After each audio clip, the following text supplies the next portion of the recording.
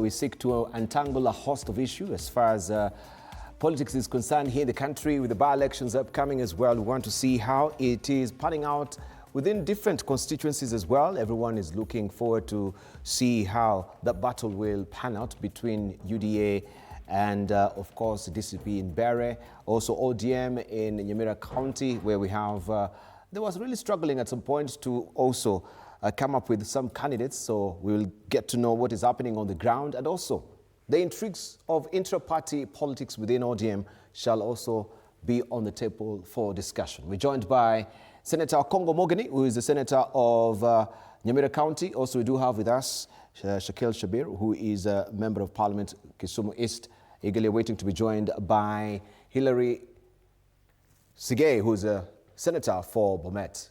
Good evening, gentlemen. Good evening. Good evening, Idabalo. Yes, and welcome to the program. Thank you for electing to be with us this evening to just shed light on a raft of issues that we'll be putting on the table this evening. But first of all, let me just to get to know how you've been faring on, especially the people of Nyamira. Nyamira, I know there's some wards there. Some what? Wards that you'll be fielding candidates. I don't know how ODM really fared. I think I want to thank you first, Debal, for inviting me to the show. Yes, please. It's been a while, but it's always my pleasure.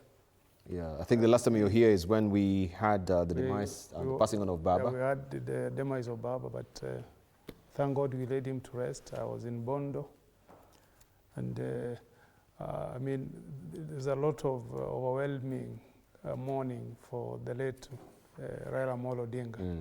May the Almighty God rest his soul in eternal peace. Indeed.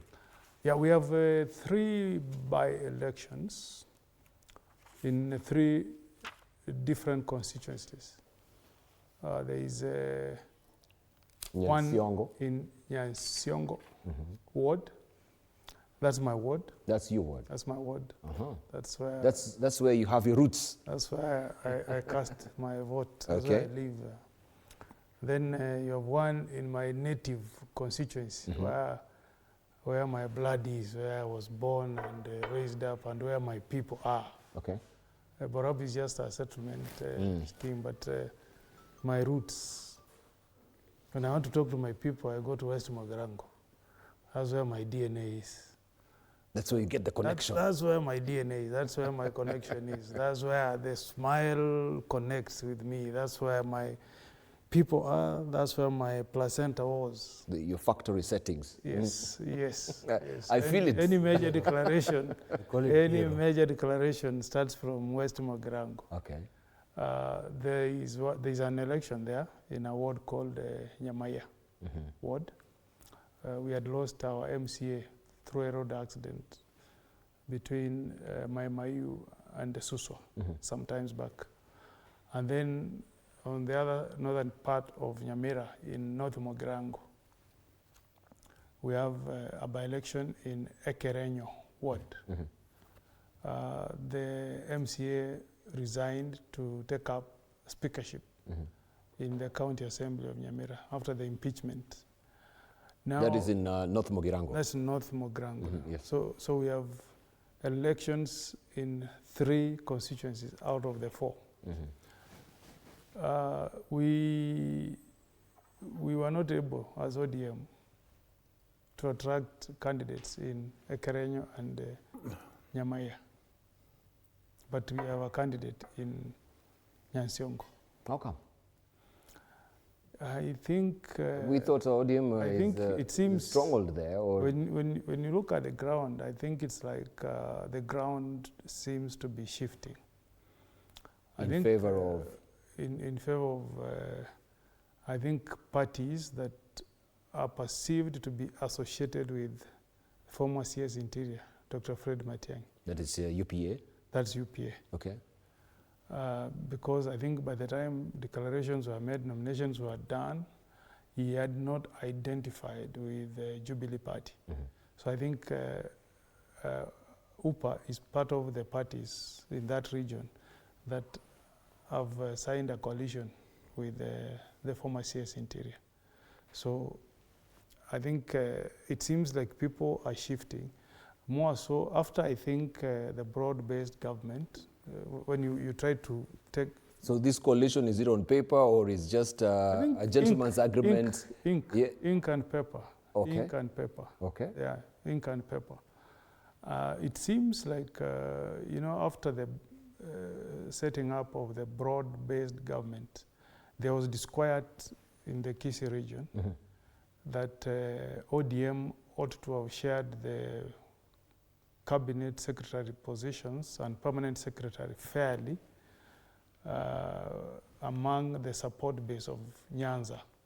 You see Nyanza as the Kisiis residing in the two counties of Nyamira and Kisii, that as over the years overwhelmingly voted for the late Raila Amolo Odinga. Then we have the counties occupied by Luos, Kisumu, Homa Bay, Siaya, and then you have Migori that has two constituencies occupied by the Kuria, and then the rest by the Luos. So Migori has a majority Luo and a minority Kuria. So the three slots that were on the table, I think Attorney General, CS Energy, CS Treasury, all went to Luo Nyanza. And I think that brought some disquiet among the Kisii. So I think that's what has contributed to the disinterest from the strong candidates. So do you think this it has set a precedent moving forward that we shall be having the disfavor of ODM to UPA Jubilee coalition? Yeah, I think that region does not seem to resonate with the idea of ODM moving to broad-based government. Kisii is predominantly agricultural. Our economy is predominantly agricultural. And the economy in terms of the returns for the farmer in agriculture has not been on the rise. It has actually been on the decline. I think when President Ruto took over power, tea farmers were earning up to 40 shillings per kilo on their returns on tea bonuses. The bonus is normally paid at the end of the calendar year, around November, December. Now this year, the bonus was averaging 13 shillings in those factories, the tea factories. And I think the people remember the promises that were made by President William Ruto. You remember the clarion call that I'm going to ensure that the farmer puts money in his pocket. I'm going to ensure that I support farming. Then the clarion call of Aslan Nation being uplifted to join the bourgeois. People really were expectant with expectation. It's like the moment William Ruto will lift the Bible as a president, the person down there, the common mwananchi who is down at the grassroots, felt like he will just be lifted up and join the bourgeois and life will be the same. The idea of promising them that if he takes power, he will bring in universal health coverage, okay? And people are like, once President Ruto wins, then we shall have access to quality, affordable health care. But you see, people are still doing fundraisings to clear hospital bills for the relatives who die. People are still raising money to take sick people to hospital for specialized treatment. So, and then there is another problem, the shift from NHIF to SHA has denied access to private faith-based hospitals. And the Catholic Church, the SDA, runs very reputable health facilities. And people have been going to those facilities using their NHIF to access medical care. But that has all been put to a close because the government wants to push people to public hospitals. And if you go to public hospitals, One, you don't get the kind of specialists Yes. you'll find in those faith-based hospitals. They have better, better diagnostic machines. They have better stocks in terms of medicine. So it's a one-stop shop. You'll see a doctor, you'll go through diagnostic machines, and they will dispense medicine. Now, when patients go to those hospitals, they don't get, if they go to those faith-based hospitals, they are denied service because they are NHIF. They are SHA card. Unlike the NHIF card, are not accepted. So I think there is a feel of betrayal by the people. They feel like the promises that were made to them by President Ruto have not been fulfilled. So any political party that is seen to be providing an opportunity to remove President Ruto from power in 2027 finds favor with the people of that region. Indeed. And think that's, in a nutshell, in my own assessment, that's what is playing out in the ground. In the wards, actually, In right now? those 3 wards. Okay. Yeah, so I think chances are that UPA may carry the day in the 3 wards. Chances are.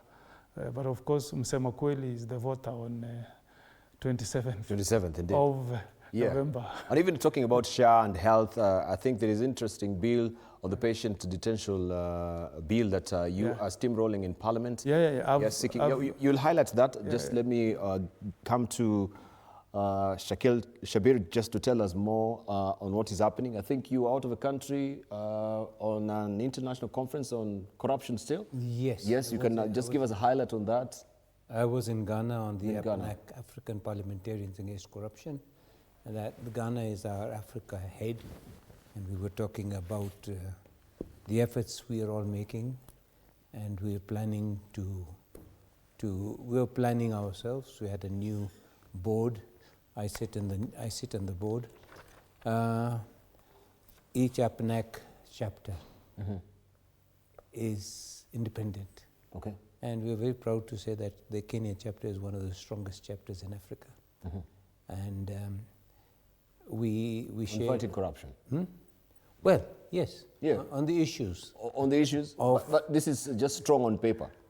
No. But on the reality on the ground, on stamping and you see, the stance of corruption, that is dramatically different. You have a very wrong conception about what African Parliamentarians Network Against Corruption does. We are there to lobby, advocate, ensure that the motions and legislation that is passed in Parliament is corruption-proofed. We have taken certain action, if you remember, the conflict of interest bill. Yes. We lost it. The Senate sold us out. And Safuna and others, they destroyed the conflict of interest bill. And now we had the National Assembly and the Senate not agreeing. So they went to arbitration, and APNAC asked to be part of that arbitration. We were not there. We wrote to the president, as well as others did, and the president has vetoed that bill, and we're still taking it further. We want to take other actions, like this very, very ingrained element of corruption, where public officials are allowed to do business.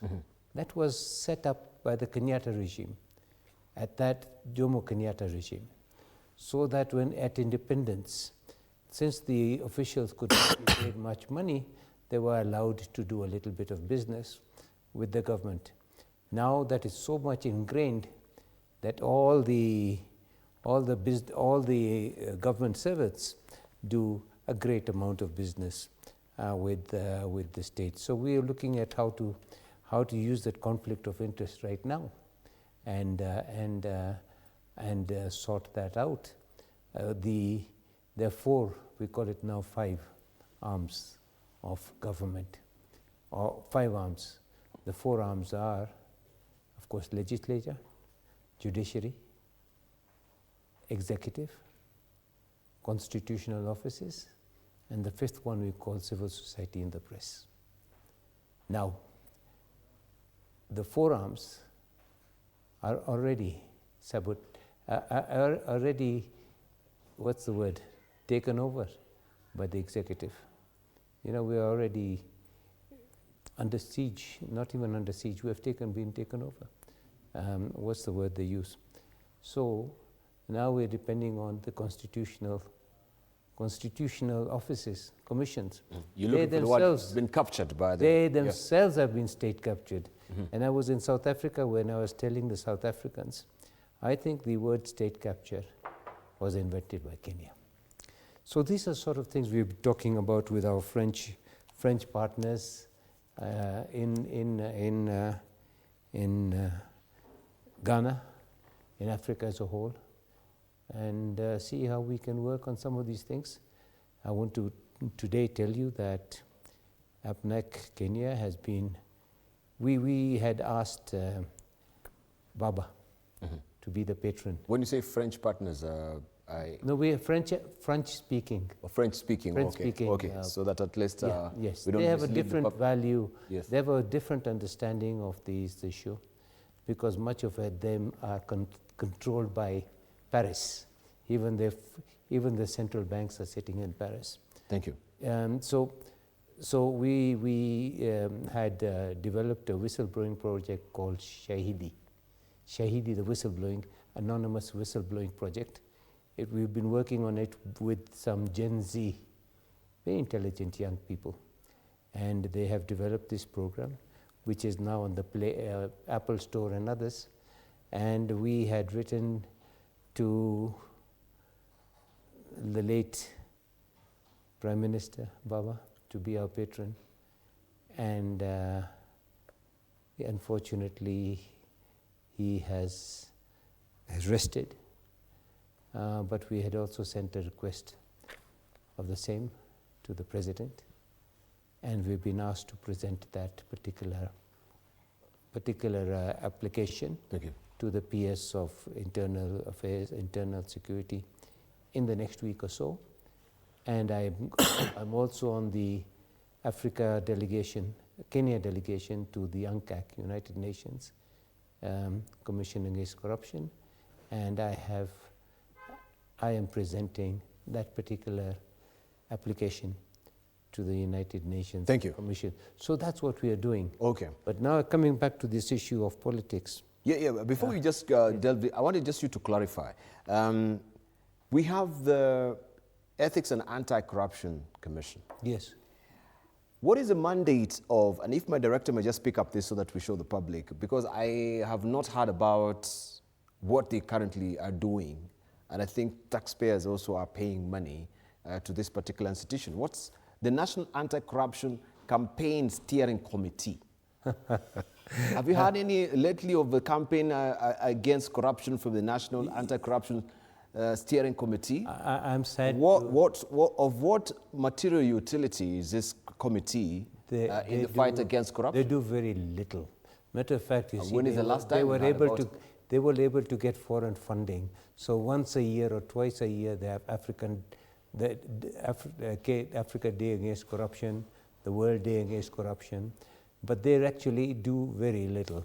It's a big organization, number of officers sitting there, and commissioners getting some pay, but we see no real effect. They are meant to have taken this thing down to the counties, to anything else. Has it been flagged as one of state parastatal that SAGOs that are doing very little? All they do is take hats and other things down there. There's like a SAGO that doesn't do very much, and we are very disappointed with what they're doing in this particular aspect. However, the EACC being the executive, this steering committee is not an executive. Steering committee was meant to advocate and bring good practices of governance at all levels and talk about it. But that steering committee has not been able to steer anything, neither the good governance programs, but you see they had some funding. And the funding they like to utilize and go up and say the A, B, and C. Okay. I have more faith in the DPP and the EACC, because they're actually on the ground. Whether they are always successful or not is something else. Right. But they are the executive and taking action. Yeah. Okongo Mogeni has been the former chair of the EACC. You can tell us more. This corporation has been there when you were still the chair, isn't it? Yep. Of what complementary value was this particular committee to aiding you fighting against corruption? Actually, I thought, because I left EACC a few months after the promulgation of the new constitution. Yes, right. In 2011. And I thought, as we aligned bodies to the constitution, I thought that moribund body could have been gotten rid of, because I don't know any country in the world where you fight corruption by a steering committee, by having a committee that must go out and tell the people that it is wrong to do corruption. You fight corruption by having, number one, the topmost is leading by example from the executive, and that is the president himself. He must demonstrate that he has the goodwill and the no-nonsense approach in the fight against corruption. There should not be anybody who fits into that class of sacred cows. And nobody should feel like if you are close to the president, then you are immune from investigation or from prosecution.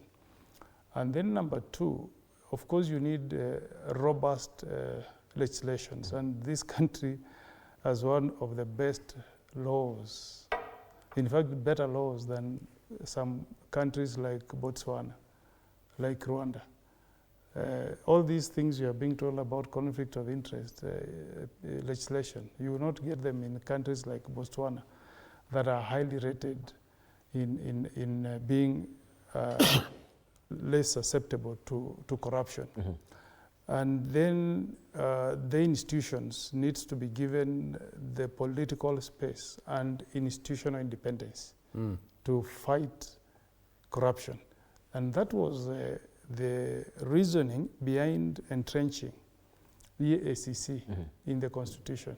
Chapter 6 was created so that we create a body that is detached from the executive. Independent commissioners that enjoy security of tenure, they can only be removed from office on grounds that are stated in the Constitution, like abuse of office, gross violation of the Constitution, etc. So that in the discharge of their functions, they don't look behind their back and say, if I do this, the executive will come after me.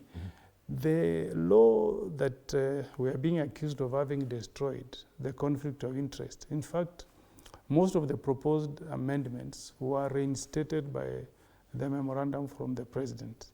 And you remember I was on this show and I said those offenses existed in law. They were already in the leadership and integrity. If you look at the back page of the law, you will see those specific provisions deleted and then put in the new law. And the argument we were told is that they needed a codified legislation on conflict of interest. They did not want those offenses to be in the Public Officer Ethics Act or in the leadership and integrity law. So we said, well, let the laws be there. I will. I like the passion of my good friend Shakir. But I'd like to. I would like us to compare notes because the law is there. I would like us to compare notes maybe by next year in March, and you tell me whether you will see any cabinet secretary or anybody with high links to the executive or to the head of state being prosecuted. For breaching that particular law. Look, you see. So what I'm saying, I wish you can allow me to finish. What I'm saying is that that law was being pushed by the executive simply because they were told by World Bank, if you don't pass this legislation, we will not lend you money. So there was not, it's not a law that was engineered by the passion of the president to Fight wage against corruption. a robust war against corruption. It was just ticking a box, telling World Bank, you know, if this is what you want, I'll ensure that I push through this legislation, then come back until you have done it. But in terms of going back to his desk, there is no goodwill, there is no intention to fight corruption. And I think maybe, my final point on this, I think we should perhaps borrow from what happens in other jurisdictions where you have independent attorneys who investigate and prosecute cases against people who hold high offices in the executive, including the presidency. You know, like if you go to the United States of America, if you have an offense involving a high person, like a former president or the like, the Department of Justice will pick an attorney. They call them independent counsel. You know, I'm not saying that's the guy to pick, but for example, you pick Ahmed Nasir Abdullahi and tell him, investigate this file, and if you find that an offense has been committed and you can wage a successful prosecution, you proceed. That's why you have seen that there have been high-level corruption investigations and prosecutions in the US. I also would like to emphasize that the only way we can put an end to this impunity is by learning from other jurisdictions where we have post-presidential prosecutions. The Prime Minister of Bangladesh received a sentence 2 days ago, death sentence, because of the crimes she committed while in office. You saw what happened to Sarkozy in France. In France as well. You know, you have seen what has happened in South Korea. South Korea. Okay, so unless we, because you know, law must be a deterrence. You must deter future occupants of that office from engaging in corruption. But because we have created this culture, where we say, once you leave office, hatutaki matata, even if you stole, even if you committed crimes against your own people, citizens, we let you go because we want to look nice. If we continue that way, I'm stating here in the presence of my good friend Shakil, this will be empty talk. We will never. Will still be perpetuating that culture of corruption. Yes. Do you want to tell me? Do you want to tell me, Dibal? Do you want to tell me that nobody high in the executive has engaged in corruption for the last 2.5 years? Have you seen anybody, cabinet secretary, permanent secretary, or anybody holding high office within the executive being investigated and prosecuted? No. Instead, we have seen governors that are perceived to be against the president being harassed and being taken to court. What does that tell you?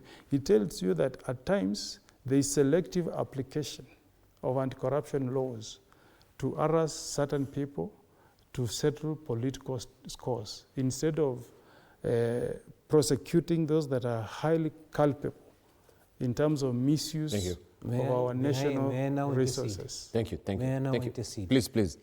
Firstly, one can be critical. We are here to accentuate the positive.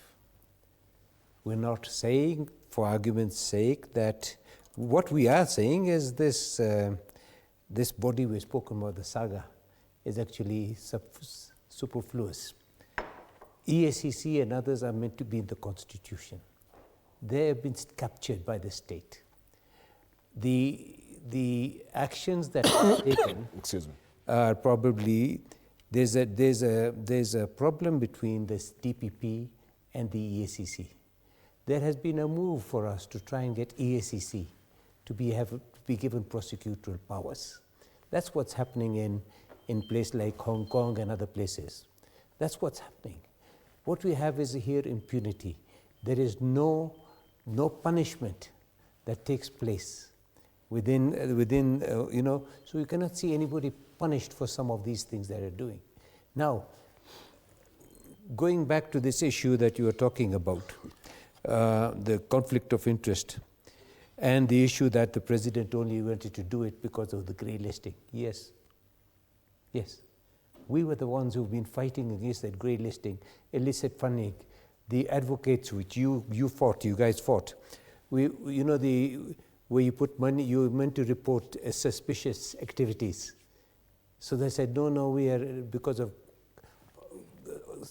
audit, the advocates' secrecy, we will not do that. We will not report suspicious activities. Yet the accountants do that, the engineers do that, all other professionals do it.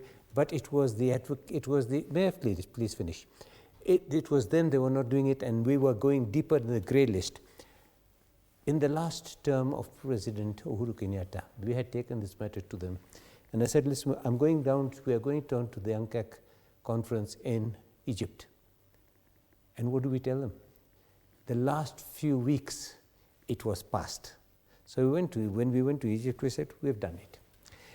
The issue of conflict of interest, it's a very important issue. The fact of the issue is, listen, there is no harm in having two bills, two legislations. Right.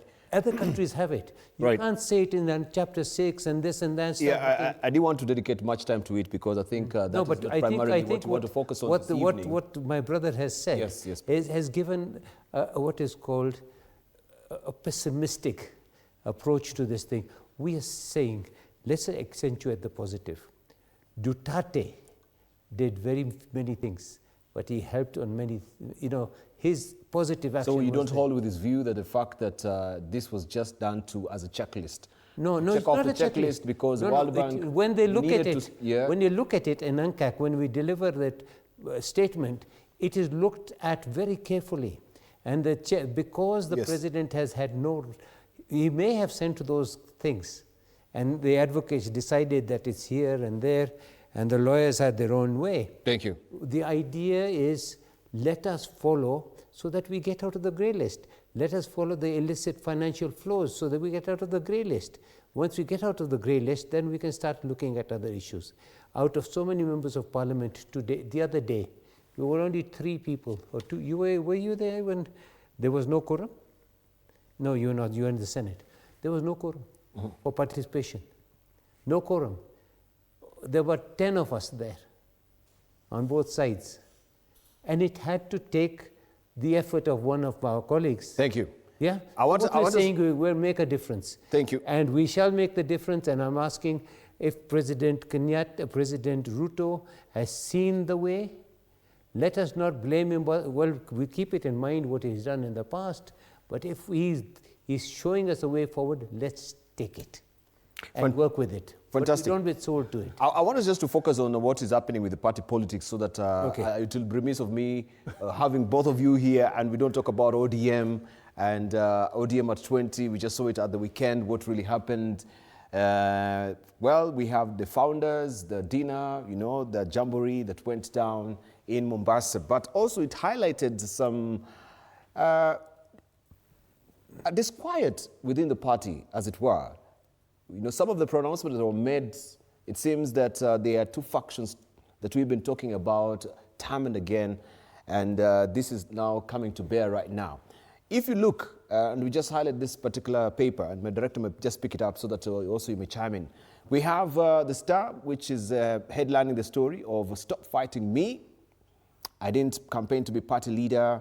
This is what Oburu is saying. This is what the flag is reading here, the Cold War between Raila Oburu families. And it's well fleshed out on page 4 and 5 of the Star. The relationship between UDA and ODM is a complicated one. This is what the sentiments of Ruth Odinga, quite robustly speaking unashamedly about it, and she is questioning the credibility, not really the credibility, but the ability of Dr. Odinga Oburu in holding this particular party, and she's calling for an NDC at the end of the day. So it seems, yes, you've ratified him as a party leader, but not everyone is on the same book as far as endorsing him as a party leader is concerned. You want my comment? Of course. Firstly, let me say that I'm an independent member of parliament. I left because I was greatly disturbed by the directions that You left ODM. ODM, Yes. because the direction of ODM Kisumu County and Kisumu constituency was taking. So I had to leave, but I never left my boss, Raila Odinga. I have full loyalty to him, and he was there with me. And when I said to him that I am sorry, he said, no, sir, no, Shakil, you are independently ODM.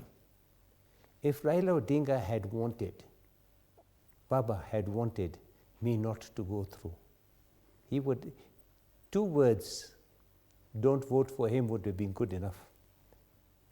Unfortunately now, I can speak about Kisumu East. We are now looking and reassessing where we are going. And I feel that ODM must be the party of the people.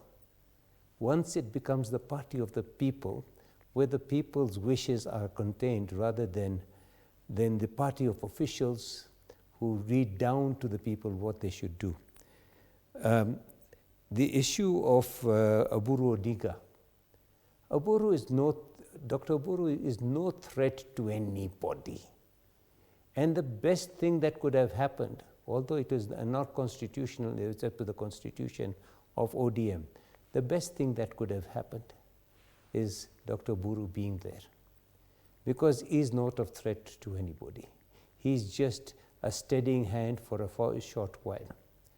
Of course, people are now, in a party like this, people are now trying to take advantage of this and that. You are saying you're putting the Raila family versus the Oburu family. That's not true. That is not true. I think what Winnie has said, and I supported Winnie, I support her still. This is the party of the people. This is party of demonstration. I was there, I was a founding member. When we did this, we were there. And that was, our ODM then was in my genes. We have worked hard, some of us, all of us. I was in 1992, 1997, I was LDP, and whatever. But the point of the issue is this. But I fail to follow what you're telling me. Just so leader. No, allow me to bat in, because you say you support what Ruth Odinga is saying. And at the same time... not Ruth, Winnie. Oh, Winnie, yes. Winnie Odinga. You see, even Ruth, they've all got their versions, and they're all for the good of the party. And then even Raila Odinga, a person I have valued and been very loyal to, has said, I may not agree with what you say, but I will allow you to say it. So the situation at this moment in time, when a person of this stature leaves the party in that very sad demise, the party is lost, there are no drivers. Raila Odinga was more than the party, because he was the one who would resolve problems, walk over here, there, charismatic. And you cannot have another Raila Odinga at this moment in time. I can't see one. Maybe there will be a number of people who might fit in and try and maintain ODM. I am, as I said, I'm independent, but I'm still very, very loyal. Right. And if ODM stands and becomes reborn, I'll be the happiest person. And if they ask me to rejoin, I will. But only after certain things are sorted out. Okongo Mogini, you've been a happy camper within ODM. I wonder where you sit at right now, where you see also UPA gaining traction in Nyamira County. You have seen what is happening just close to your home, right? With these particular by-elections that you have been unable to also to, in some 2 constituencies, to fill a candidate under the banner of ODM. Does this ring a bell to you? Does it raise red flags for you as you're heading also towards 2027? Are you also in that position where you have to make a critical decision as far as your future with ODM is concerned? I mean, for now, I'm solidly in ODM. But, you know, in politics, you must put... You're in ODM in the body, but in spirit? No, I'm not. I hear there are people called... I was hearing somebody say there are people called Odiminos. I don't think I'm an Odimino. Odimino, I'm told, is people who are in ODM in name only. They're called Odiminos. Odiminos. Which you're not. ODM in name only. So I'm not in that category. I mean, this party, I've never contested in any other party other than ODM for the time I've been senator of Nyamira. So it's a party we have all identified with ideologically.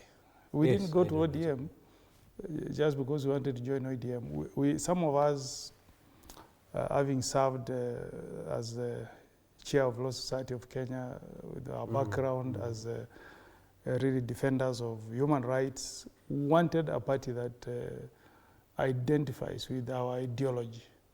Some of us were admirers of people like Orengo, people like the late Raila Odinga, people like Professor Anyang' Nyong'o. That's why we went to ODM, because we felt like that was our second home. We would help in fighting for a more just, a more democratic society.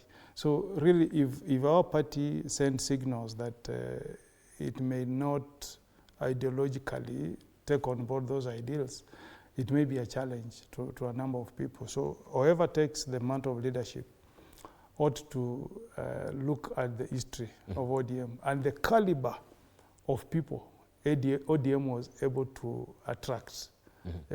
Most of them were very progressive people, people who are pro-liberal constitution, where there is a limited government and where the people, through their representatives, are given a right to criticize the government if they have to.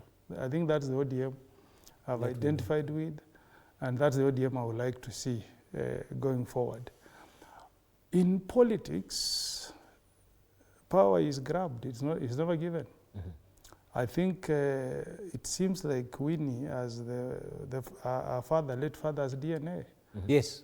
Because you remember that the wish of Jaramogi Oginga Odinga was that Raila Odinga should play second fiddle to Kijana Wamalwa.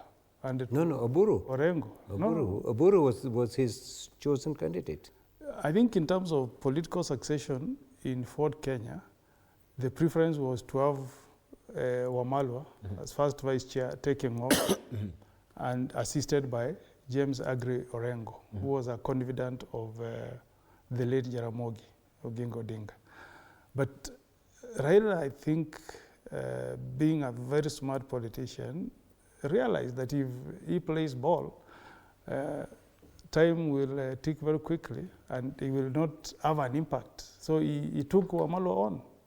You know, you remember the fights in Thika, yes. You know, and then he bolted out and became his own leader and created his own following.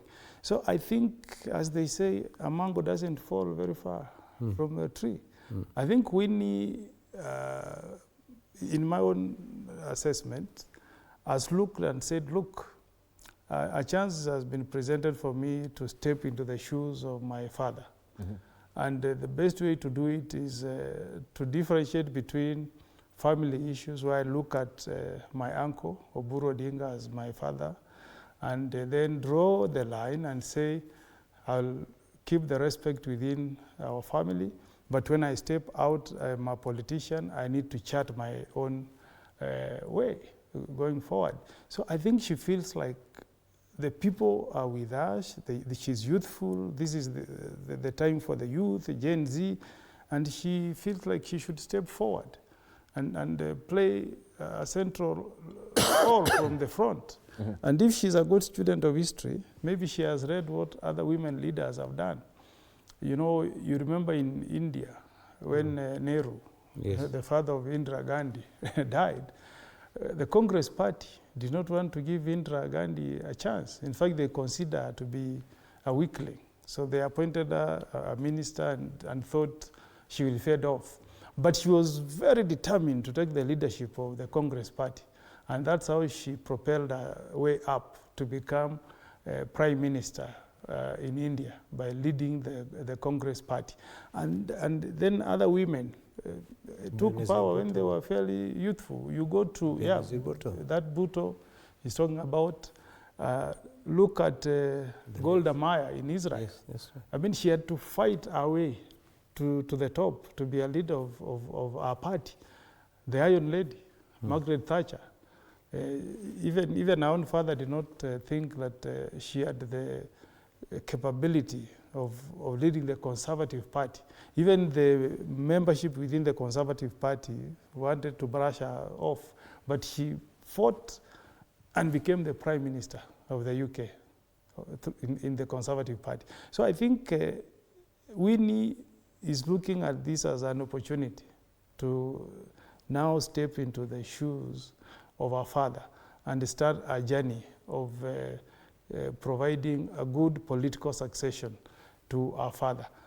I don't want to say that there is a rift between that headline by The Nation, but again, I cannot rule it out, this being politics. I'm sure if Winnie, as we have said, as Raila's DNA, she must have certain ambition, and that ambition would be, I need to move quick and fast and inherit the political constituency of my father.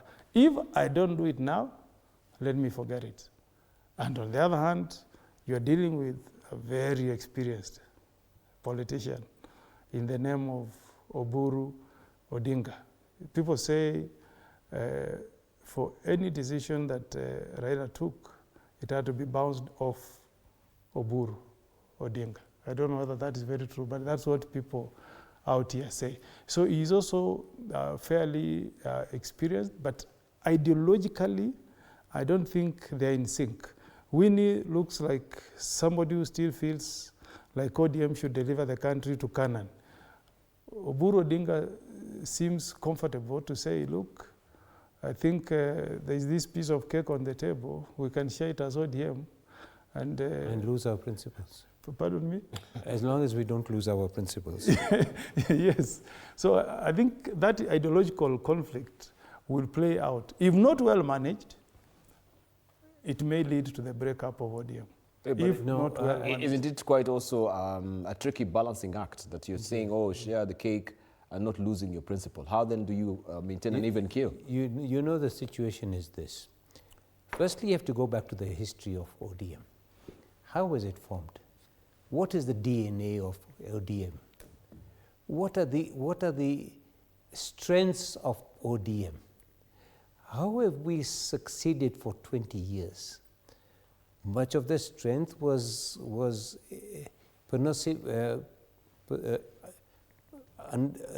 personalized with Raila Odinga, and how he progressed himself and directed the party. He was the driver. He was the idealist. Now, we are in a situation where ODM is probably the second biggest party in Africa, ANC and ODM, the Communist Party and others. I was hearing somewhere that certain organizations which have been very strong, if there is a crack, that crack can break into very many ways. I've heard Winnie speak. I've heard other people speak, and there seems to be very different desires. Some desires are on a personal basis. We are here, and we are in government, and we will stay. Raila Odinga was the only member of parliament in the history of Kenya who resigned and then came back, and his principles. ODM, if we do not maintain the founding principles of ODM, and we are not able to bring the people back to ODM, that the passion that they had for ODM, then I'm afraid ODM is going to have a very difficult time. I keep saying again, Oburu Odinga is a very firm, very balanced act. And he's there, we hope he's there not to be taken into one versus the other. There are those who have felt that they have benefited from there and they don't want that benefit to be lost. There are those who feel that we need new blood and a new direction. And there are those who feel that, hold on, it's true, but let us strengthen and accentuate what we had. If it does break, and I will be very, very sorry to see it break, it will be a disaster for Kenya. It will be a very bad thing. The 2027 elections will not look very good. My brother here has already talked about ODM's lack, people's lack of interest in ODM in Kisii. Had Raila Odinga been there now, I can confidently say that ODM interest would have been there and ODM would have secured those seats. That I can tell you most confidently. I've been with Raila in the Kisii and I've seen how he's working. But is that truly an accurate appraisement of the situation? No, because I think without the disfavor was there before even the demise of Raila Odinga. No, we know that. Yes. It so is nothing new. Him also being here would not make any discernible difference. When Nachai was there, and he was a very strong Kisii, we were still able to convince our Kisii brothers that we were together. Now somebody is bringing on this thing that we should have been in the broad-based government. And I can tell you, Mheshimiwa, after the elections, I was called to State House. As an independent, I went there. They only had one independent who did not move. We were 12 independents, 10 went to KK, 1 went to ODM. And I talked to Baba and I said, what do I do? He said, no, you are valuable to me as an independent. So when I was called in State House, I found what we call the 8 rebels. The 8? Rebels, ODM rebels. Oh, rebels, okay. And I said to the president that, listen, I come in, my people have sent me. Raila has not sent them. I am saying the same thing right now, that as much as they are saying that this was a decision that Mheshimiwa the late Raila took, it was post-event. The president had already been headhunting these guys. They were meeting at night. Raila, being the statesman that he is, allowed it to be said that they have sent their experts. There were many, many experts. He's an expert. So because they were promised to be Minister of Finance if ODM had taken the government, they have been sent there. Now, one of the biggest problems I'm having is I have sat next to my dear brother Badi for a long time. And he's an excellent guy, has got very good skills and able to, we fought the 2024 finance bill and etc. And I'm wondering, is this the same person that I know? The way he's now become literally, I can't use that word, but everything he's doing. No, you are greatly shy to just mention is literally a sycophant. That's what you want to say, or I'll put it in your mouth, yeah? I can see he's doing everything he's been told to do. And you see the president runs. So what do you call a yes guy? A yes guy, yes. You see, President Moi, President Moi, as bad as we didn't like him, said that you can blow a balloon up and it only needs a pin. So I want to tell our people who are in government right now that you are there because it suits them. The moment you don't suit the route of government, you'll be out as quick as a shot. So when you're out as quick as a shot, what are we going to do with you? How are you going to come back and convince us, ODM, that you have really been with us all the time? So those are the issues that we want to talk about. What we're saying is, let us not take, everybody has their own view. The idea is somebody like Oburu who is a threat to nobody, and I repeat it, a threat to none of the groups. Those groups are there. He's a threat to none of them because he's 83 years old. Yeah? He can only be an advisor. And he's now the acting leader. And it's against the constitution, whatever, but whatever it is. So in this complicated relationship, don't you think he's postured himself as a yes person? Who? Oburu? Yes. No. You don't think so? I have known him most of my life. You might think that he's a yes person. All right. And let me pose that question to Okongo. Yeah, I think excuse me. The way I look at it, there is a generational and an ideological rift between these two. Oburu represents ideologically the side that wants a stable, quiet succession that continues with the handshake where there is cooperation. With the status quo. With the status quo. On the other hand, Winnie, with the other team of progressive forces, including the respected James Aggrey Orengo, the Secretary General Sifuna, are pitching for an assertive opposition that is very uncomfortable with the status quo. And the idea of calling for NDC, itself, is questioning the constitutional takeover of the party leadership by Oburu.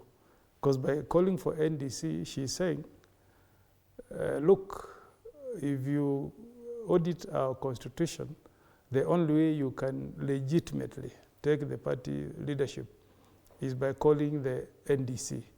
And I suspect that that's a plot, by Winnie and other progressive forces. No, but maybe to position ODM as an assertive opposition outfit, and therefore continue with the ideologies of the party.